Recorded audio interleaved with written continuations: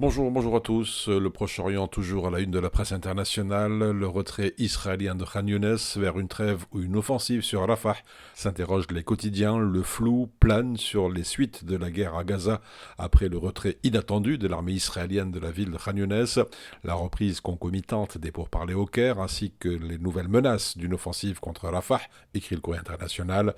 Le Premier ministre Benjamin Netanyahou, qui a réitéré sa volonté de mener une offensive contre Rafah, reprend la dernière heure, annoncée comme imminente depuis environ 2 mois, mais sans cesse repoussée sous la pression internationale et les pressions aussi de son allié américain qui désapprouve l'opération. La confusion règne sur les suites de cette guerre à Gaza et les potentiels scénarios à venir.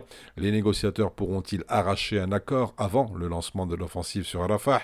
Netanyahou attendra-t-il l'évacuation d'une partie du 1,5 million de civils entassés à Rafah pour donner le feu vert à son armée? Ou fait-il encore monter les enchères pour peser sur les négociations en cours? Autant de questions que se pose la presse. Enfin, dans le journal de Montréal, des responsables israéliens et du Hamas se sont montrés en tout cas prudents hier concernant la conclusion d'un accord sur une trêve et la libération des otages retenus dans la bande de Gaza assiégée.